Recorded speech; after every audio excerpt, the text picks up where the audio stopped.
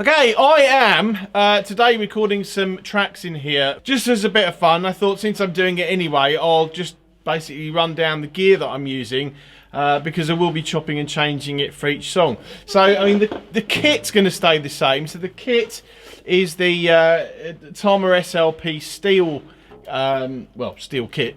And as you may have seen in the video that I did for that, 13-inch rack tom, 16-inch floor tom, and a 22 by 16-inch kick drum. And for the snare drum on this particular track, I'm using the oh bloody hell, the Ochiltree 14 by 8 cast bronze. I did actually try. I wanted to go for, because this one's basically a sort of straightforward rock and roll, sort of up-tempo rock and roll song, and I wanted just a sort of a deeper sound with a bit more body. But I tried the George Way 14 by 10 originally with a little bit of muffling on it, but it was still it's a nice drum, but I don't think it's suited really to my harder playing, certainly the way it's set up at the moment. So with that, there was, because the shell's so big, even with a little bit of muffling on the top head, there was a huge amount of sort of woof in the body sound. So I canned that one pretty quickly. I did a couple of takes with the Q steel plate 14 by 8 snare, and I mean that was okay, but I think after listening back to it a couple of times, the sound needed just a little bit more point to it, because it wasn't quite cutting through the mix in the way that I wanted it. So I've gone with this one. I suppose at a higher mid tension really.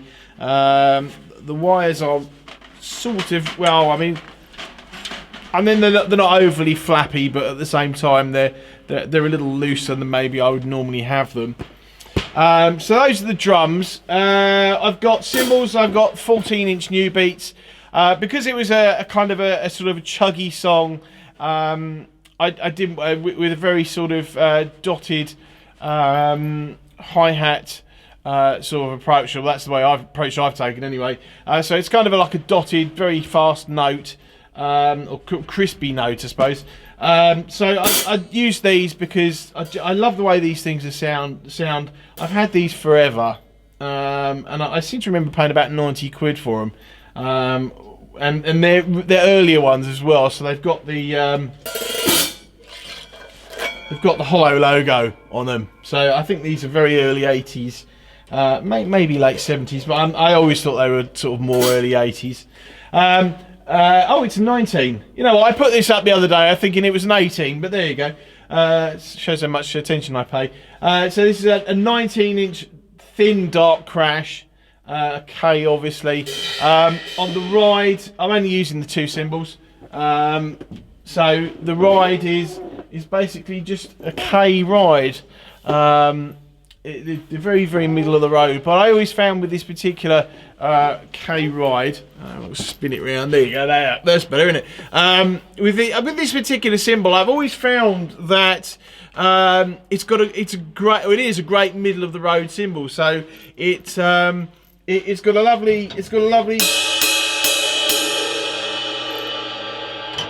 a lovely bright ping to it, but it's got a lot of very sort of controlled sustain going off, and you can crash it. It sounds great as a crash as well, just sort of quite explosive still. So I've kind of gone for that on this one. Bass drum beater as well is actually the Trick. I don't know what it's called actually.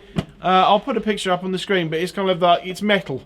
Basically, it's the round metal one. Kind of looks like a skateboard wheel to a degree. Yeah, I mean, that's kind of it really. I don't use a lot of toms, particularly in this song, to be honest. There's, I think, one hit on the 13 as an accent, and then really it's actually just accents on the on the 16 as well, as you'll hear. But I won't include any vocals on any of this. I'm getting enough copyright strikes, or copyright attempts anyway, from apparently all these big music companies now apparently own every drum beat that was ever created, which obviously is a load of old crap, and as we all know, but they seem to think they can claim a lot of the videos that I put up.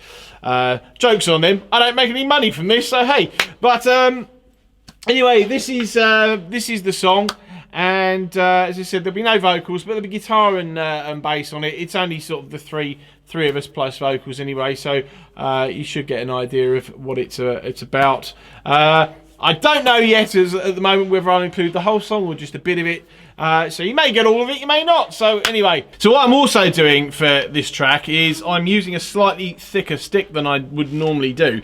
So I've used the ProMark Fine-Grain 2B, and this is one of the rebound ones. My normal gigging stick is a Vic Firth SD4 Maple, which is kind of a 7A-ish type size, and being maple, it's a little bit lighter as well. But I've always found that I get a perfectly good sound out of those sticks. So I've and as I've commented many times before, I have fairly small hands too.